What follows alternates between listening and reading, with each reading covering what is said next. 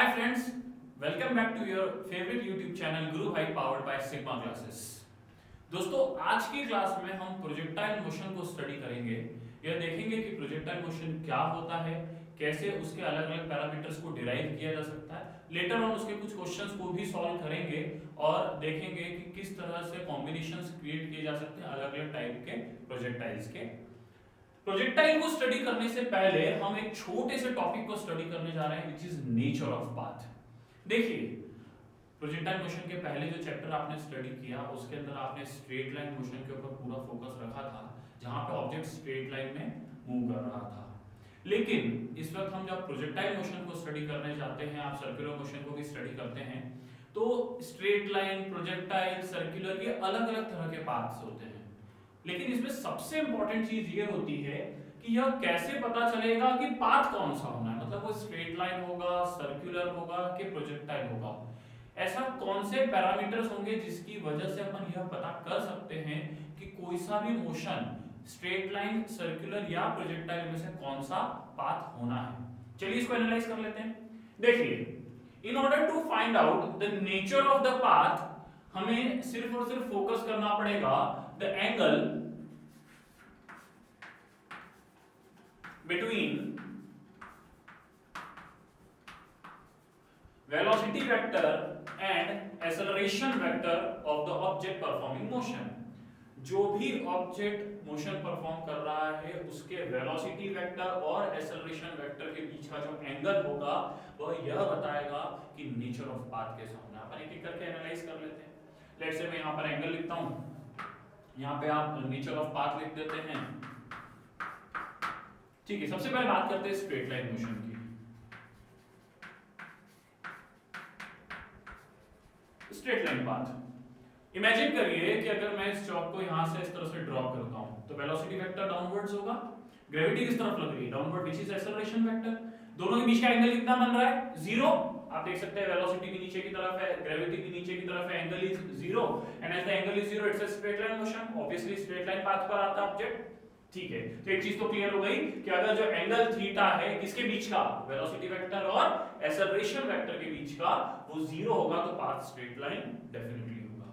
In fact मान लीजिए कि इसी चौक को मैं ऊपर की तरफ थ्रो करता हूं, ऊपर की तरफ थ्रो करता तो ऊपर जाकर उसका वेलोसिटी वेक्टर किधर होता, ऊपर की तरफ, उसका एक्सेलरेशन वेक्टर किधर होता, नीचे की तरफ। और इस वक्त इन दोनों वेक्टर्स के बीच में जो एंगल बन रहा होता है वो कितना होगा, 180 degree. Still the path is straight line. तो हम ये बोल सकते हैं कि जब भी वेलोसिटी वेक्टर और एक्सेलरेशन वेक्टर के बीच का जो एंगल है वो आपका 0 डिग्री या 180 डिग्री होगा, the nature of path would be straight line. Clear है। सेकंड, सर्कुलर पाथ, ये थोड़ा सा इंटरेस्टिंग होता है।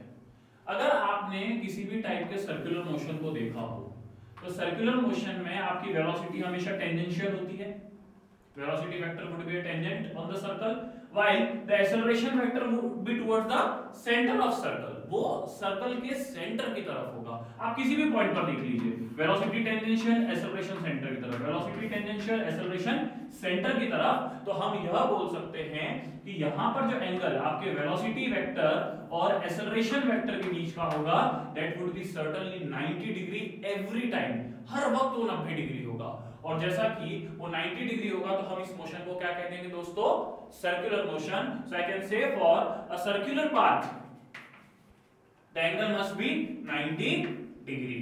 और अगर वेलोसिटी वेक्टर, एक्सेलरेशन वेक्टर के बीच का एंगल 90 डिग्री है तो पाथ वुड बी सर्कुलर। उल्टा अगर सर्कुलर हो तो एंगल कितना होगा, 90 degree. Last and the most important one, parabolic path.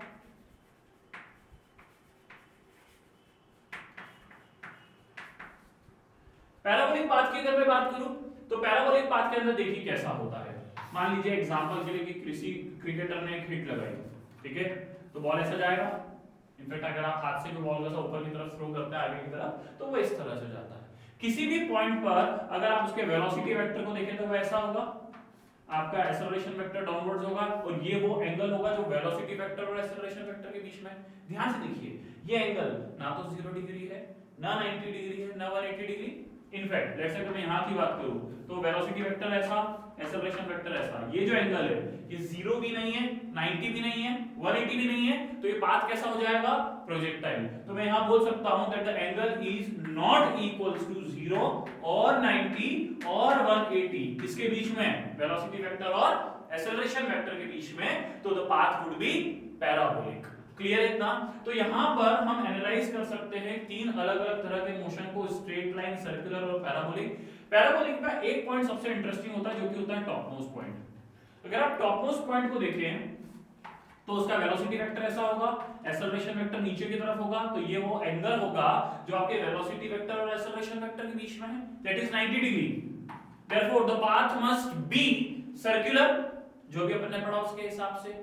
लेकिन होता ये है कि यहां पर आने के बाद उसकी टेंडेंसी तो ये बनती है कि वो सर्कुलर मोशन को परफॉर्म करे, लेकिन जैसे ही वो इस पॉइंट से थोड़ा सा आगे निकलता है, थोड़ा सा आगे निकलते से ही एंगल 90 डिग्री से हट जाता है। तो आप यहां ध्यान से देखिए, this seems to be a quadrant. अपन इसको एक बार एक काम करते हैं, फिर से बना लेते हैं, चालू रहने हम इसे फिर से एक बार बना लेते हैं। अब टॉप मोस्ट पॉइंट को एनालाइज कर लेते हैं एक बार। Let's say the projectile was like this और आपका ये टॉप मोस्ट पॉइंट है। टॉप मोस्ट पॉइंट का वेलोसिटी वेक्टर ऐसा होगा बच्चों और आपका एक्सेलरेशन वेक्टर ऐसा, दैट इज 90 डिग्री। तो again as I said you कि 90 डिग्री तो सर्कुलर होना चाहिए, लेकिन सर्कुलर होने की उसकी टेंडेंसी तो बनती है। You see this seems to be a quadrant of a circle, seems not exactly. तो हुआ क्या कि यहां पर आते से ही जैसे ही वो आगे बढ़ा सर्कुलर पाथ के लिए, आगे बढ़ते से ही एंगल 90 डिग्री से हट गया, और जैसे ही एंगल 90 डिग्री से हटा तो उसकी टेंडेंसी सर्कुलर मोशन से हटके फिर से किस पर आ गई?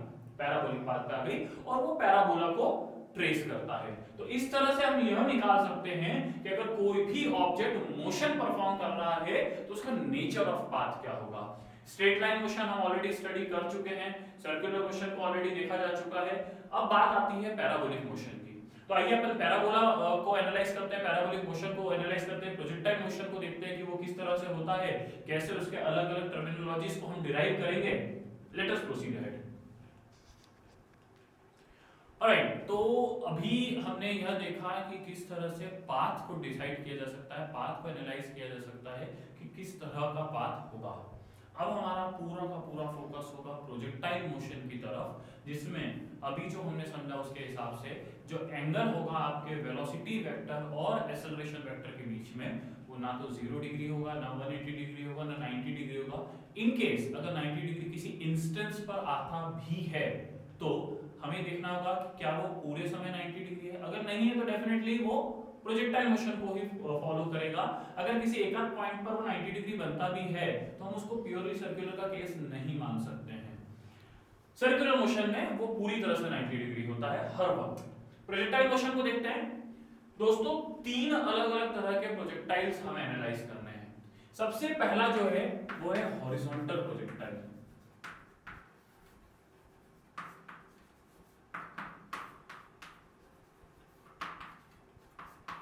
हॉरिजॉन्टल प्रोजेक्टाइल में क्या करना है देख लेते हैं। हॉरिजॉन्टल प्रोजेक्टाइल में ये होगा कि किसी स्पेसिफिक हाइट से हम किसी ऑब्जेक्ट को एक हॉरिजॉन्टल वेलोसिटी देंगे। आई रिपीट, किसी एक हाइट से आप किसी ऑब्जेक्ट को एक हॉरिजॉन्टल वेलोसिटी देने वाले हैं। मान लीजिए कि आपने अपने घर के टेरेस पर जाकर एक बॉल को इस तरह से हॉरिजॉन्टली फेंका। हॉरिजॉन्टली फेंकेंगे तो उसका पाथ होता है ऐसा। ऐसा क्यों रहा होगा वो भी एक बार थोड़ा सा समझने की कोशिश करिए। आपने जो फोर्स लगाई है वो इस डायरेक्शन में है, ग्रेविटी, या फिर बोल दीजिए जिस भी ऑब्जेक्ट को फेंका गया है उसका वेट डाउनवर्ड डायरेक्शन में है। इस तरह से अगर दो वेक्टर्स होते हैं तो इन दोनों का रिजल्टेंट इस तरफ कहीं होगा, तो ऑब्वियस सी बात है कि उसका नेचर, उसका मोशन भी इसी तरफ जाएगा, नेट फोर्स की तरफ। तो आप देख सकते हैं कि नेट फोर्स इस तरफ हुआ और इस तरह से वो ऑब्जेक्ट नीचे आ गया under the influence of two different vectors. इस केस में जिसमें हम किसी हाइट से किसी ऑब्जेक्ट को एक हॉरिजॉन्टल वेलोसिटी दे रहे हैं, this would be called as horizontal projectile. ठीक है। दूसरी जो प्रोजेक्टाइल हमें एनालाइज करनी है that is oblique projectile.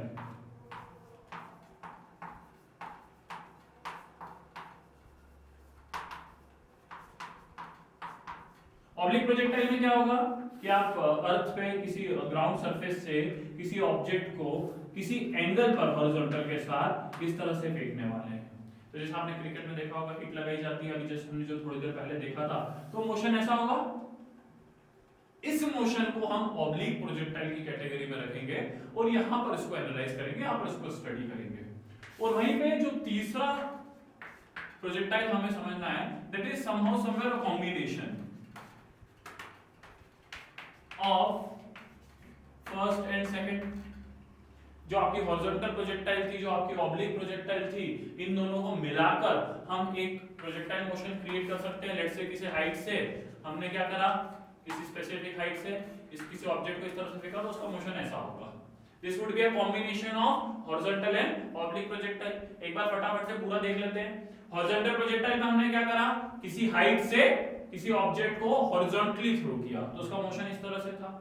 Oblique projectile में क्या करा, ग्राउंड सरफेस से हॉरिजॉन्टल के साथ एंगल बनाते हुए आपने किसी ऑब्जेक्ट को फेंका तो उसका मोशन इस तरह से था। वहां पर हॉरिजॉन्टल के साथ एंगल क्या था, 0। यहां पे डेफिनेटली कुछ ना कुछ एंगल होगा हॉरिजॉन्टल के साथ। और ये जो तीसरा केस है, this is somehow somewhere a combination of first and the second case, that is horizontal and oblique projectile, जहां पर आपने किसी हाइट से किसी ऑब्जेक्ट को इस तरह से फेंका। ये एक केस है, ऐसे काफी सारे केसेस इन दोनों के कॉम्बिनेशन से बनाए जा सकते हैं। हम डेफिनेटली उन सभी केसेस को देखेंगे। अभी हम जो शुरुआत करने जा रहे हैं वो हम शुरुआत करेंगे हॉरिजॉन्टल प्रोजेक्टाइल के साथ। तो सबसे पहले शुरू करते हैं हॉरिजॉन्टल प्रोजेक्टाइल को। तो चलिए स्टार्ट करते हैं सबसे पहले प्रोजेक्टाइल मोशन के साथ, दैट इज हॉरिजॉन्टल प्रोजेक्टाइल। बहुत आसान सा है। मैं शुरू से सभी स्टूडेंट से जो चीज बोलता आया हूं कि rather than going for a specific case, आप जनरल मेथोडोलॉजी को पढ़िए। आप अगर जनरल मेथोडोलॉजीज को पढ़ते हैं तो that becomes very easier for you while solving the numericals. क्योंकि न्यूमेरिकल देखिए जरूरी नहीं है कि स्ट्रेट फॉरवर्ड एकदम सीधा सा आएगा, that can be combination of different aspects.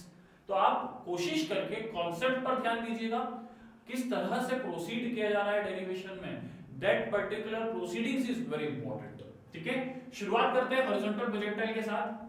दोस्तों हॉरिजॉन्टल प्रोजेक्टाइल में हमें क्या करना है कि किसी स्पेसिफिक हाइट से आपको ऑब्जेक्ट को एक हॉरिजॉन्टल वेलोसिटी प्रोवाइड करना है। अगर आप उसको एक हॉरिजॉन्टल वेलोसिटी प्रोवाइड करते हैं तो उसका पाथ होगा ऐसा।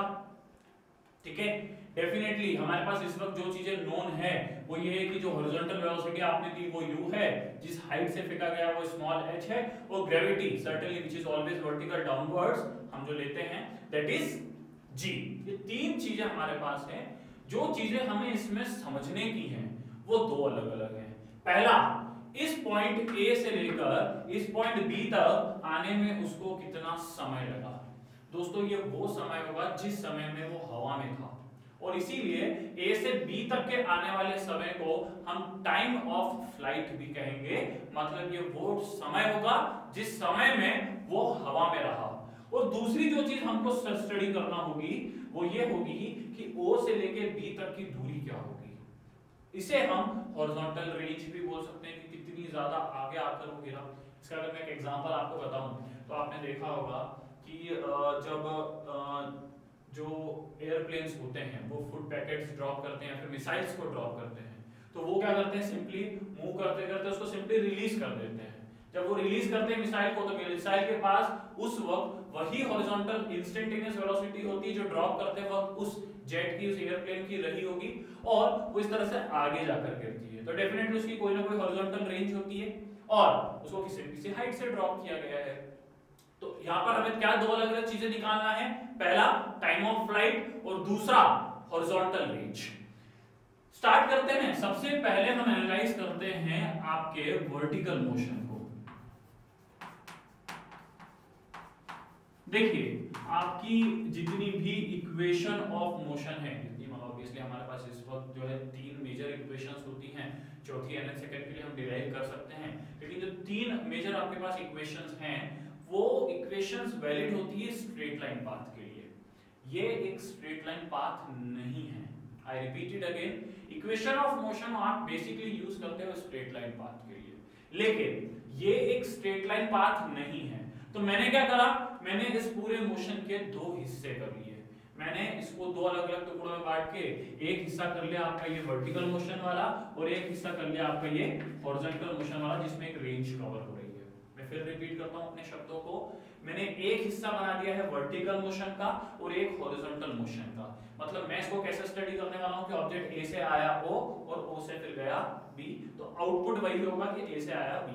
ऑल्दो ऑब्जेक्ट जो है वो ए से बी डायरेक्टली जा रहा है, सिर्फ अपनी प्रोसेस को आसानी से समझने के लिए, समझाने के लिए मैं बात को दो अलग अलग हिस्सों में ब्रेक कर रहा हूं, ए से ओ का, ओ से बी तक का। जब हम वर्टिकल मोशन को पढ़ेंगे तो आपको हॉरिजॉन्टल से एज सच कोई लेना देना नहीं रहेगा, जब हॉरिजॉन्टल को पढ़ेंगे तो वर्टिकल से लेना देना नहीं रहेगा। हम वर्टिकल मोशन के साथ स्टार्ट करते हैं, ए से लेके ओ तक का पाथ। ए से ओ तक के पाथ में आपकी vertical velocity, initial vertical velocity क्या है? 0, क्योंकि ये जो वेलोसिटी आपने दी है इस पर, ये कौन सी वेलोसिटी है? हॉरिजॉन्टल वेलोसिटी है। तो इनिशियल हॉरिजॉन्टल वेलोसिटी u, तो initial vertical velocity that is on y axis क्या होगी? 0। आपका एक्सेलरेशन क्या होगा y एक्सिस का? प्लस का g। ऑब्वियसली ग्रेविटी जो है वो वर्टिकल लाइन पर लगती है, ग्रेविटी अगर वर्टिकल लाइन पर लग रही है तो एक्सेलरेशन कितना हो जाएगा? प्लस का g। Displacement is certainly h। आप देख सकते हैं a से o जब ऑब्जेक्ट आया तो जो उसका डिस्प्लेसमेंट हुआ वो हुआ h। इक्वेशन यूज कर लेते हैं, s is equals to ut plus half at square। as I said ये स्ट्रेट लाइन के लिए वैलिड है और हम इस वक्त वर्टिकल मोशन मतलब straight line path a o को एनालाइज कर रहे हैं। डिस्प्लेसमेंट के बदले हमने लिखा h, initial vertical velocity 0, time मुझे नहीं पता, प्लस हाफ एक्सेलरेशन के बदले प्लस का g इनटू टाइम का स्क्वायर। यहां से दोस्तों टाइम की वैल्यू आ गई √2h/g। जैसे ही 2 इस तरफ गया 2h, g नीचे आया और स्क्वायर से रूट लग गया। ठीक है, सो this would be the time. इतने समय में वो नीचे आ गया है a से o, और जितने समय में वो टॉप मोस्ट पॉइंट से ग्राउंड पर आ गया उसी को हम टाइम ऑफ फ्लाइट बोल रहे थे। तो मैं इसको capital T that is time of flight से डिनोट कर सकता हूं। तो दोस्तों हमारा पहली जो चीज थी टाइम ऑफ फ्लाइट वो हम यहां डिराइव कर चुके हैं और उसकी वैल्यू कितनी आ रही है? √2h/g। एनालाइज भी करेंगे इसको पूरा एक एक करके, देखेंगे कि क्या क्या पैरामीटर्स क्या चीज शो करते हैं। अभी एक चीज डिराइव करना और बाकी है, दैट इज हॉरिजॉन्टल रेंज। अगर आप इस हॉरिजॉन्टल रेंज OB को डिराइव करना चाहते हैं तो आप यहां पर एनालाइज करिए हॉरिजॉन्टल मोशन को। दोस्तों हॉरिजॉन्टल मोशन की अगर मैं बात करूं, स्पेसिफिकली वो मोशन कौन सा है? O से लेके B वाला। ठीक है, O से लेके B तक वाला मोशन है, तो इनिशियल हॉरिजॉन्टल वेलोसिटी क्या हुई आपकी? u, क्योंकि हमने इनिशियल हॉरिजॉन्टल वेलोसिटी u ही दी थी। ठीक है, उसके बाद में आपका एक्सेलरेशन क्या होगा? 0। क्यों? क्योंकि ग्रेविटी लगती है वर्टिकल लाइन पर। वहीं पे आपका डिस्प्लेसमेंट कितना है? r, जो कि हमें निकालना है हॉरिजॉन्टल रेंज के फॉर्म में। बढ़िया, आप इक्वेशन यूज कर लीजिए, s is equals to ut plus half at square। s के बदले हम क्या लिख सकते हैं? r, u के बदले इनिशियल वेलोसिटी u, टाइम। देखिए प्रैक्टिकली अगर मैं देखूं तो a से o आने में जितना समय लगा उतना ही समय o से b आने में लगेगा। ऐसा क्यों? क्योंकि जितनी देर में वो ऑब्जेक्ट यहां पहुंचा है प्रैक्टिकली a से o, इतनी देर में o से b, स्पेसिफिकली मोशन तो a से b ऐसा हो रहा है। मतलब जितनी देर में वो नीचे आया इतनी देर में वो आगे बढ़ा है, जितनी देर में वो नीचे आया उतनी देर में वो आगे भी पहुंचा है। तो टाइम हम यही वाला यूज करेंगे, that is √2h/g plus half. Acceleration के बदले हमें लिखना है 0, टाइम का स्क्वायर एज इट इज लिख दो क्योंकि वो 0 से कैंसिल ही होगा। तो हॉरिजॉन्टल रेंज क्या आ गई? u√2h/g। और इस तरह से आप ये देख सकते हैं कि टाइम ऑफ फ्लाइट और हॉरिजॉन्टल रेंज किस तरह से डिराइव आउट करी जा सकती है। टाइम जो है, टाइम ऑफ फ्लाइट, यहां पर एक बहुत इंपॉर्टेंट चीज जो देखने को मिल रही है कि time of flight independent of horizontal velocity है। ठीक है, और horizontal range is dependent on initial velocity as well as dependent on height। तो ये आपका एक छोटा सा सेक्शन होगा horizontal projectile का। इसमें अपन एनालाइज भी कर लेते हैं इसको कि एनालाइज कैसे कर सकते हैं, इसके अंदर अलग-अलग पार्ट्स क्या-क्या हो सकते हैं, देखते हैं। सही टाइम पे भेजा बिल्कुल। सो अभी हमने क्या देखा कि किस तरह से आप टाइम ऑफ फ्लाइट निकाल सकते हो, किस तरह से आप हॉरिजॉन्टल रेंज निकाल सकते हो। जो दो फॉर्मूले हमारे पास इस वक्त आए वो ये दोनों हैं। इनको अपन थोड़ा इन डेप्थ समझने की कोशिश करते हैं। दोस्तों टाइम ऑफ फ्लाइट के फॉर्मूले को अगर आप ध्यान से देखें तो वो सिर्फ और सिर्फ डिपेंड कर रहा है हाइट पे और ग्रेविटी पे। चलिए किसी स्पेसिफिक ऑब्जेक्ट, किसी स्पेसिफिक लोकेशन की मैं बात करूं तो ग्रेविटी तो चलो फिक्स हो गई। Height can be variable, height अलग अलग हो सकती है। मतलब आप अगर देखें तो टाइम ऑफ फ्लाइट हाइट पर डिपेंडेंट है, इनिशियल वेलोसिटी पर डिपेंड नहीं कर रहा है। इसका मतलब ये है कि अगर मान लो ए पॉइंट से मैंने 3 अलग अलग ऑब्जेक्ट्स को ड्रॉप किया, थ्रो किया, कैसे कि P को ड्रॉप कर दिया तो इनिशियल वेलोसिटी 0, Q को आपने इनिशियल वेलोसिटी दे दी 20 मीटर पर सेकंड की हॉरिजॉन्टल, और लेट्स से R को आपने हॉरिजॉन्टल वेलोसिटी दे दी 30 मीटर पर सेकंड। दोस्तों अगर मैं यहाँ से ध्यान से देखूं, मतलब मैंने एक ऑब्जेक्ट को यहाँ से ड्रॉप कर दिया तो सीधा नीचे आएगा, एक को 20 मीटर पर सेकंड से फेंका और एक को 30 मीटर पर सेकंड से फेंका, तो तीनों के अंदर जो चीज सिमिलर होगी वो ये कि जो नीचे आने का समय होगा तीनों का वो बराबर रहेगा। क्यों? क्योंकि तीनों के लिए ही, P के लिए, Q के, R के लिए 2 तीनों के लिए सेम है, G तीनों के लिए सेम है और हाइट भी तीनों के लिए सेम है। That means this particular time period is found independent of initial velocity। तो यहाँ से सीधे नीचे आने वाला ऑब्जेक्ट, यहाँ से घूम कर आने वाला ऑब्जेक्ट, दोनों का समय बराबर होगा। याद रहे हम ये सारे डेरिवेशंस करते हो कि एज्यूम करते हैं कि किसी भी प्रकार का एयर फ्रिक्शन नहीं है। एयर फ्रिक्शन होता है तो definitely there would be variances. Otherwise बच्चे कहेंगे अगर बोलते सर रियल लाइफ में करके देखा तो ऐसा तो हुआ ही नहीं, आपने बोला था ऊपर से नीचे आने का, अगर यहाँ से सीधा देखा जाए और अगर यहाँ से इस तरह से प्रोजेक्टाइल पाथ को देखें तो टाइम सेम होगा। तो वो रियल लाइफ में इसलिए नहीं क्योंकि एयर फ्रिक्शन वहां होता है। अगर आप एयर को हटा देते हैं, एयर फ्रिक्शन को हटा देते हैं तो डेफिनेटली इस तरह से आपका टाइम ऑफ फ्लाइट इक्वल आएगा। Yes, horizontal range can be variable. आपने जो P को सिर्फ ड्रॉप किया तो उसकी इनिशियल वेलोसिटी क्या होगी? हॉरिजॉन्टल 0। ये 0 तो रेंज क्या आएगी? 0। ऑब्वियसली 0 में यहां से यहीं गिरेगा तो O से O की दूरी क्या होगी? 0। ठीक उसी वक्त 20 और 30 में ऑब्वियसली 30 ज्यादा है तो ये ज्यादा है, बचा हुआ फैक्टर तो आपके R और Q दोनों के लिए सेम था। अगर वो दोनों के लिए सेम था तो इनिशियल वेलोसिटी जिसकी ज्यादा उसकी रेंज ज्यादा आएगी। तो आप ये बोल सकते हैं पहली चीज कि time of flight is independent of the horizontal velocity, whereas the range is somehow somewhere found to be dependent on initial velocity and height as well। अब अपन एनालाइज कर लेते हैं ऑब्लिक प्रोजेक्टाइल को। चलिए ऑब्लिक प्रोजेक्टाइल देखते हैं। अब बात करते हैं दोस्तों हम ऑब्लिक प्रोजेक्टाइल की।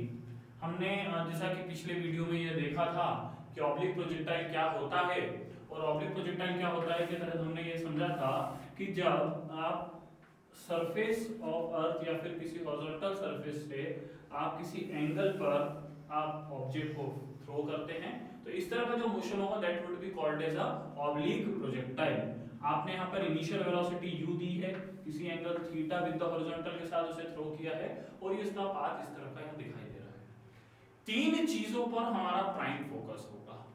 पहले अगर आप इसको देखें तो इस O से लेके A तक आने में जो इसका ये पाथ रहा है, इस पूरे पाथ को ट्रेवर्स आउट करने में इसने डेफिनेटली कुछ ना कुछ टाइम लिया होगा, और O से लेके A तक का जो टाइम होगा that would be called as time of flight. Again जैसा मैंने पिछली बार भी आपको बताया था कि जितनी देर वो हवा में रहा वो समय उसका टाइम ऑफ फ्लाइट है। तो यहाँ O से लेके A तक के आने के समय को हम टाइम ऑफ फ्लाइट कहेंगे। ठीक उसी तरह से O से लेके A तक का जो ये हॉरिजॉन्टल डिस्टेंस है इसे हम कह सकते हैं हॉरिजॉन्टल रेंज R। तो पहली चीज हमारे पास कोई जो हमें डिराइव करना है वो है टाइम ऑफ फ्लाइट, दूसरी हमारे पास हो चुकी है हॉरिजॉन्टल रेंज R, और तीसरी चीज अगर मैं x एक्सिस को बेंचमार्क मान लूं तो हर अलग समय पर उसकी एक अलग हाइट आएगी। देखो यहाँ पर हाइट ये है, यहाँ की हाइट ये होगी, फिर हाइट कम होती गई।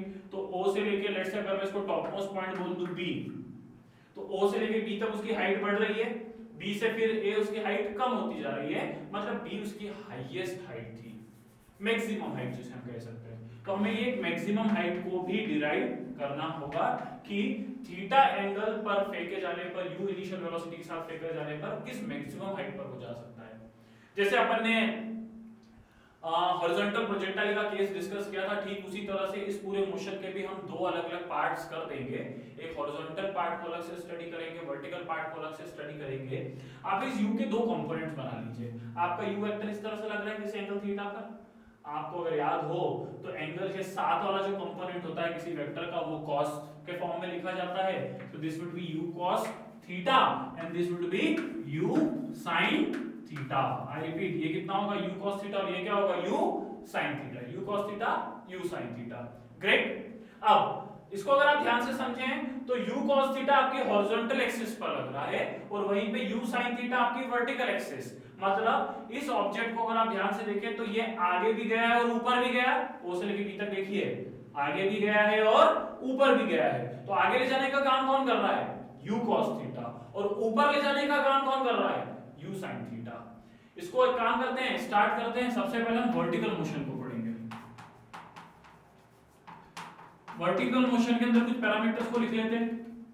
पहला इनिशियल वर्टिकल वेलोसिटी क्या होगी आपकी, u sin थीटा। देख सकते हैं यहां पर आपकी इनिशियल वर्टिकल वेलोसिटी क्या है, u sin थीटा। आपका एक्सेलरेशन क्या होगा, माइनस का g। माइनस क्यों, क्योंकि अगेंस्ट ग्रेविटी जा रहा है वो o से b तक में। हाईएस्ट पॉइंट पर आपकी वेलोसिटी क्या हो जाएगी, 0। अगर मैं इसको यहां से देखूं तो मैं इसको इस तरह से पढ़ रहा हूं, o से गया वो यहां तक, यहां से वापस आया नीचे, o से गया b, b से आया a, o से गया b, b से आया a, o से गया b, o b से आया a। तो वर्टिकल एक्सिस पे मैं उसको इस तरह से पढ़ रहा हूं कि o से वो b तक गया, b से वापस वो a तक आया, o से b गया और b से a तक आया। तो हाईएस्ट पॉइंट पे वेलोसिटी क्या होगी, फाइनल वेलोसिटी 0, और डिस्प्लेसमेंट क्या हो जाएगा उसका, capital H, that is the maximum height. Simple सी चीज है, इक्वेशन लगा दीजिए, v square is equals to u square plus 2as। कौन सी इक्वेशन है मोशन की, थर्ड। v के बदले 0, u के बदले u sin थीटा इसका होल स्क्वायर प्लस 2, a के बदले माइनस 0, s के बदले h। दोस्तों यहां से h की वैल्यू क्या आ जाएगी, u square sin square theta upon 2g। I repeat, h की वैल्यू क्या आ रही है, u square sin square theta upon 2g। तो हमने मैक्सिमम किस हाइट पर वो जा पाएगा उसको डिराइव कर लिया। एक काम करते हैं, वर्टिकल मोशन को ही कंटिन्यू करते हैं। आप एक इक्वेशन और यूज करिए इसी में, v u plus 80। Highest point पे वेलोसिटी क्या है, 0। Initial vertical velocity u sin theta. Acceleration के बदले पे हमने क्या देखा, यहाँ पे क्या लिखेंगे, g, और t के बदले t। ये कौन सा टाइम है, ये वो टाइम है जो उसको नीचे से सिर्फ ऊपर तक जाने में लगा, नीचे से ऊपर तक जाने में लगा। तो टाइम की वैल्यू क्या आ रही है, u sin theta by g। दोस्तों इतने समय में वो नीचे से ऊपर पहुंचेगा, तो ऊपर से नीचे कितनी देर में आएगा, ठीक इतने ही समय में आएगा। तो अगर मैं टाइम ऑफ फ्लाइट मतलब कितनी देर वो हवा में रहा, तो हुआ कैसा उसका मोशन कि नीचे से गया वो ऊपर, ऊपर से आया नीचे। तो टाइम ऑफ फ्लाइट इसका 2 गुना होगा। 2 गुना कैसे, कि जितनी देर में नीचे ऊपर गया इतनी देर में अगर नीचे आ रहा है तो total time would be 2 times this. तो टाइम ऑफ फ्लाइट को मैं 2t बोल सकता हूं, that is 2u sin theta upon g. So this would be certainly the time of flight of the object pursuing oblique projectile. ये निकल गया, हमने मैक्सिमम हाइट निकाल ली, हमने टाइम ऑफ फ्लाइट निकाल लिया। अब हम बात करते हैं हॉरिजॉन्टल रेंज की। हॉरिजॉन्टल रेंज को निकालने के लिए आप हॉरिजॉन्टल मोशन को देखिए।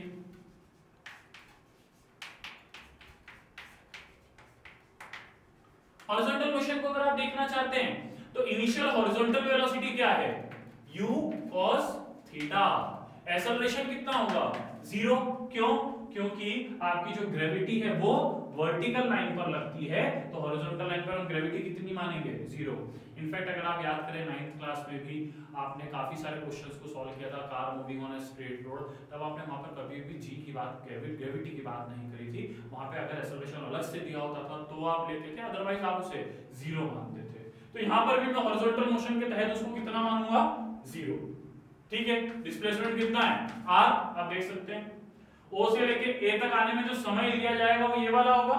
क्यों, क्योंकि जो घूम के ऊपर से आया तो जितनी देर में वो ऊपर से नीचे आया जितनी देर में वो आगे बढ़ा है, तो that time would be, small T ले लो उसको या फिर टाइम कैपिटल T बोल दो, that is 2u sin theta upon g। Equation लगा दो, s is equals to ut plus half at square.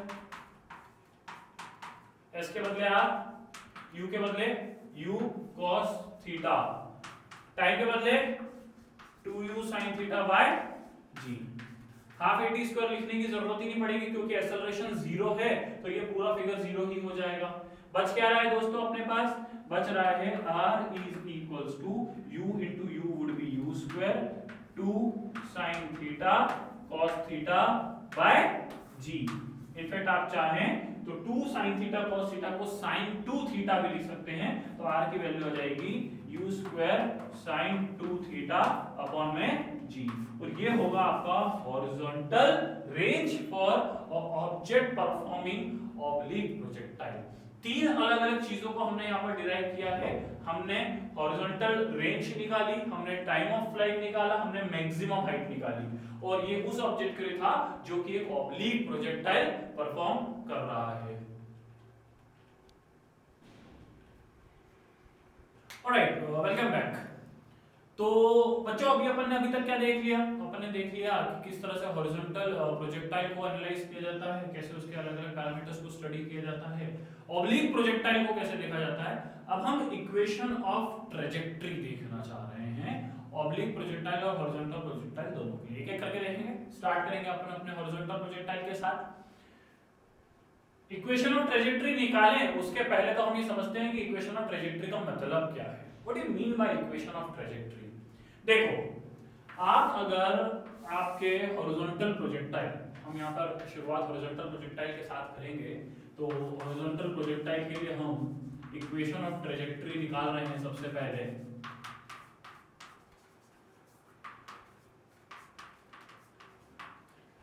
आपको याद हो तो हमने इस तरह से किसी हाइट से किसी इनिशियल वेलोसिटी से ऑब्जेक्ट को ऐसा नीचे फेंका था, ठीक है। हमने तो हॉरिजॉन्टली फेंका था, वो नीचे आ गया था under the influence of two different forces. एक हमारा फोर्स था जो हमने अप्लाई किया था, एक उसका वेट था जो कि वर्टिकली डाउनवर्ड्स था। दोनों वेक्टर्स के इन्फ्लुएंस से वो इस तरह का पाथ उसने परफॉर्म करा। अब यहां पर अगर आप देखें तो हमने हॉरिजॉन्टल रेंज डिराइव करी थी और टाइम ऑफ फ्लाइट डिराइव किया था। हॉरिजॉन्टल रेंज ये वाला पूरा डिस्टेंस था, लेट्स से O से लेके A तक का। लेकिन अगर मैं अलग अलग इंस्टेंसेस पर चेक करूं, लेट्स से यहां की मैं बात करता हूं, पॉइंट बी की अगर आप बात करें तो जो उसकी हॉरिजॉन्टल रेंज बी वाली होगी वो ये होगी, which is not equals to this capital R. यहां की रेंज कुछ अलग है। इनफैक्ट ये हाइट h थी, धीरे धीरे समय के साथ उसकी हाइट कम होती जा रही थी। मतलब हर एक अलग वक्त पे उसका एक अलग x और y कोऑर्डिनेट माना जा सकता है, जहां पे x उसकी हॉरिजॉन्टल रेंज को डिफाइन कर रहा होगा और y आपकी ग्राउंड से हाइट को डिफाइन कर रहा होगा कि उसकी ग्राउंड से हाइट कितनी है। और हर अलग अलग समय पे x और y की वैल्यूज चेंज होती जाएगी। मतलब somehow somewhere x और y coordinate is dependent on time, और अगर x और y टाइम पे डिपेंडेंट है तो डेफिनेटली एक मैथमेटिकल इक्वेशन होना चाहिए आपके x, y और टाइम के बीच में, जहां पे अलग अलग समय पर अलग अलग x और y आपको मिले। उसी मैथमेटिकल इक्वेशन को हम इक्वेशन ऑफ ट्रेजेक्टरी बोल सकते हैं। इनफैक्ट उस मैथमेटिकल इक्वेशन से हम ये जस्टिफाई भी कर पाएंगे कि ये पाथ पैराबोलिक है। तो शुरू करें। निकालने का तरीका बहुत आसान है, जो हमने डेरिवेशन किया था ठीक उसी फ्लो में चलना है। अब x और y के टर्म्स में चलना है। कैसे समझिए, लेट्स से हमें पॉइंट B की बात करते हैं। पॉइंट B तक आने में उसको जो समय लगा वो लगा small t, not capital T। Capital T time of flight था जो ऊपर से पूरा नीचे तक आने में लग रहा था। मैं यहाँ पर सिर्फ B तक आने की बात कर रहा हूँ। सबसे पहले शुरुआत कर लेते हैं आपके हॉरिजॉन्टल मोशन के साथ। हॉरिजॉन्टल मोशन, जब हॉरिजॉन्टल मोशन पढ़ रहे हैं तो वर्टिकल मोशन पर हम फोकस नहीं रखेंगे, हमारा फोकस पूरी तरह से रहेगा हॉरिजॉन्टल मोशन पर। इनिशियल हॉरिजॉन्टल वेलोसिटी क्या है? u। उस वक्त आप अगर एक्सेलरेशन की बात करें तो एक्सेलरेशन कितना होगा? 0। क्यों? क्योंकि ग्रेविटी किस पर लगती है? वर्टिकल लाइन पर लगती है। आप इक्वेशन यूज कर लीजिए, s ut + हाफ at²। दोस्तों b पॉइंट पर जो s होगा हॉरिजॉन्टल डिस्प्लेसमेंट, वो ये वाली रेंज होगी, और ये किसके बराबर होगा? This x। तो हम यहाँ पे s के बदले क्या लिख सकते हैं? x। u के बदले u, t के बदले t। हाफ at² 0 होगा क्योंकि एक्सेलरेशन 0 है। आप सब्स्टिट्यूट करते हैं तो ये पूरा फिगर 0 हो जाएगा। यहाँ से टाइम की वैल्यू आ जाएगी x/u। मतलब b पॉइंट तक पहुंचने में उस ऑब्जेक्ट को जो टाइम लगा होगा वो x/u के बराबर का होगा। ठीक है, बहुत बढ़िया। अब आप क्या करिए, आप बात करिए वर्टिकल मोशन की।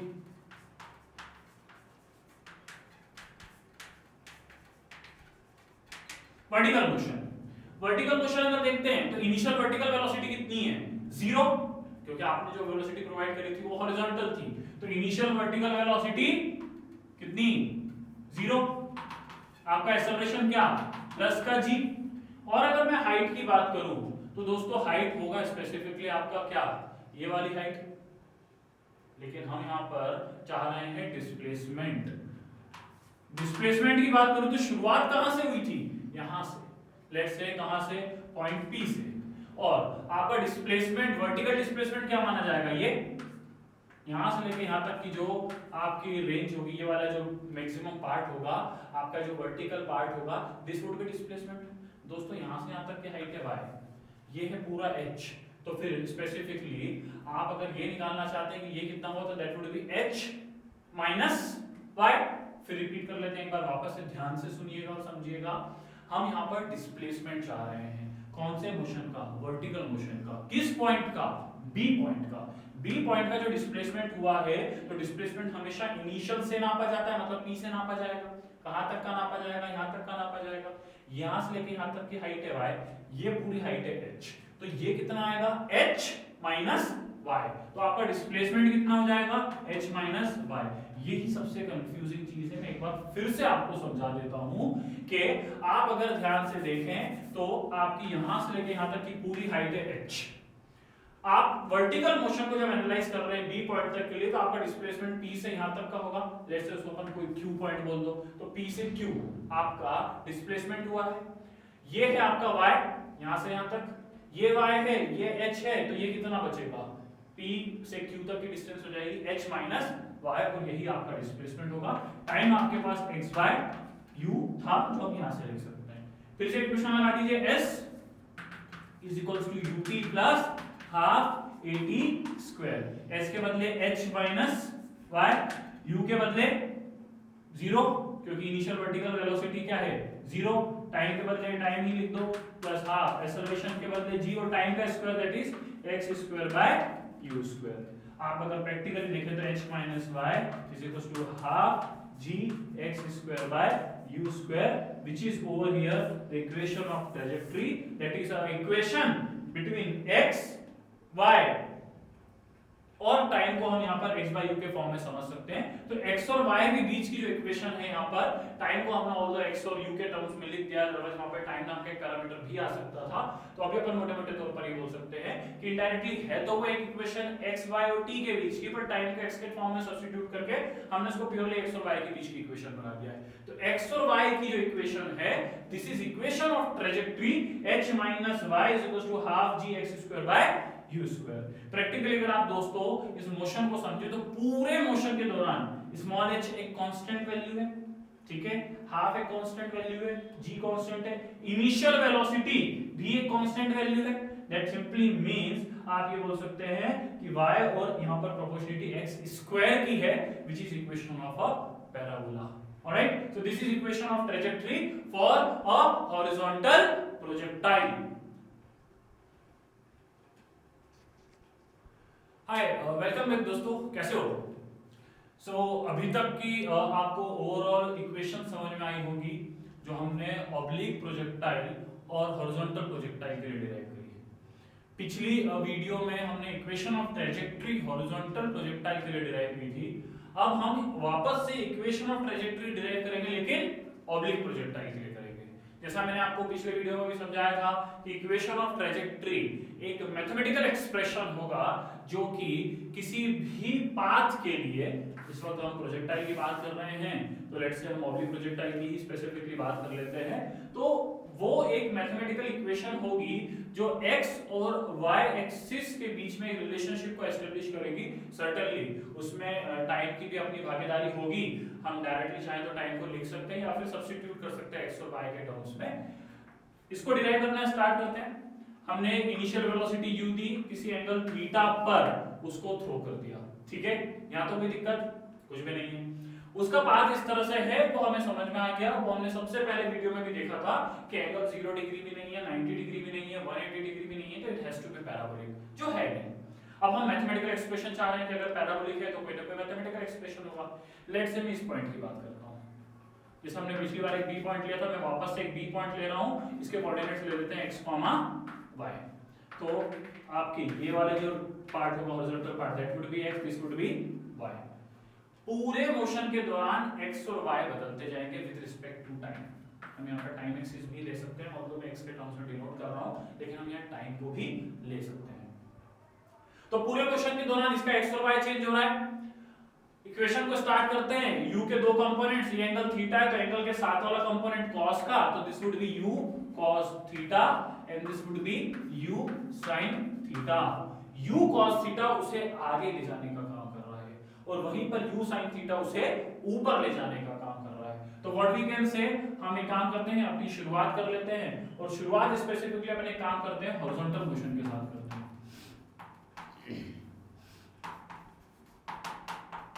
जनरलाइज फॉर्म में लिखना होगा x और y के। हॉरिजॉन्टल मोशन में इनिशियल हॉरिजॉन्टल वेलोसिटी क्या है, u cos थीटा। आप देख सकते हैं इनिशियल हॉरिजॉन्टल वेलोसिटी क्या थी, x एक्सिस वाली u cos थीटा। आपका एक्सेलरेशन क्या होगा, 0। क्यों, क्योंकि ग्रेविटी कहां लगती है, ग्रेविटी लगती है हमारी वर्टिकल लाइन पे। इस वक्त हम पढ़ रहे हैं हॉरिजॉन्टल लाइन के ऊपर हॉरिजॉन्टल मोशन को। वहीं पर आपका डिस्प्लेसमेंट क्या होगा, x। अभी तक क्या था, आप डिस्प्लेसमेंट ही पूरा लेते थे जिसको आप कैपिटल R बोलते थे, लेकिन अब हम डिस्प्लेसमेंट यहां तक का लेने जा रहे हैं सिर्फ being specific about x and y। तो डिस्प्लेसमेंट मैंने x ले लिया। इक्वेशन लगा दीजिए, s ut plus half at square. s के बदले हमने क्या लिखा, x। u के बदले हम लिख सकते हैं u cos थीटा। टाइम के बदले टाइम, ये पूरा लिखने की आवश्यकता नहीं है। क्यों नहीं है, क्योंकि एक्सेलरेशन अगर 0 होगा तो हाफ at स्क्वायर अपने आप पूरा 0 हो जाएगा। यहां से टाइम कितना आ गया, x upon u cos theta.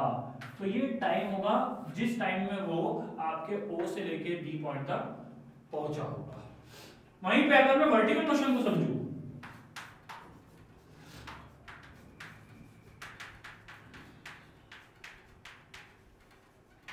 Initial vertical velocity क्या है, u sin थीटा। देखो दिख रहा है यहां पे, u sin थीटा आपकी इनिशियल वर्टिकल वेलोसिटी है। वहीं पे आपका एक्सेलरेशन क्या होगा, माइनस का g, क्योंकि ऑब्जेक्ट ऊपर की तरफ जा रहा है अगेंस्ट ग्रेविटी। मैं वर्टिकल मोशन की बात कर रहा हूं, दैट मींस y एक्सिस की बात कर रहा हूं। आपका डिस्प्लेसमेंट क्या हो रहा है, y। आप इक्वेशन यूज कर लीजिए, s ut plus half at square. s के बदले क्या लिखना है, y। u के बदले हम लिख सकते हैं u sin थीटा। टाइम, क्या मैं टाइम के बदले x by u cos theta लिख सकता हूं, बिल्कुल। क्यों, क्योंकि O से B तक आपका x पॉइंट भी वही है, y पॉइंट भी वही है, तो दोनों को बार पहुंचने में उसको समय बराबर लगाओगे तो x by u cos theta plus आप एक्सेलरेशन के मतलब माइनस g इनटू टाइम का स्क्वायर। टाइम का स्क्वायर मतलब x square upon u square cos square theta. x square upon u square cos square theta. जो कैंसिल हो सकता है उसे काट दें, u से u कैंसिल हुआ, y would be certainly equals to sin theta by cos theta is tan theta, that is x tan theta minus half g x square upon u square cos square theta, and this would be the relationship between x and y, जहां पे time एक hidden form में x और y u cos theta के form में। तो ये एक रिलेशनशिप होगी x और y के बीच में इस ऑब्जेक्ट को लेकर। आप देख सकते हैं y और x की जो रिलेशनशिप है वो y is somehow somewhere proportional to x square. This is parabolic motion. तो यहाँ पर आप ये बोल सकते हैं कि ऑब्जेक्ट पैराबोलिक मोशन परफॉर्म करेगा और इक्वेशन आ जाएगी y = x tan theta minus half g x square by u square cos square theta. इतना ही नहीं, अगर आप एनालाइज करना भी चाहें, लेट्स से अगर मैं एनालाइज करना चाहूं कि इस पॉइंट पर क्या होगा, तो दोस्तों इस पॉइंट पर अगर मुझे x निकालना है, क्योंकि y तो 0 हो जाएगा, अपन इक्वेशन ऑफ ट्रैजेक्टरी को यूज करके सिंपली उसके हॉरिजॉन्टल रेंज निकालना चाह रहे हैं। तो इस पॉइंट पर क्या होगा बेटा, इस पॉइंट पर आपका y कंपोनेंट कितना हो जाएगा, 0। y कंपोनेंट 0 तो आप इसको 0 कर दीजिए, y कंपोनेंट 0 होता है तो ये 0 हुआ। So this would be equals to x tan theta minus, ठीक है भाई इतना ठीक है,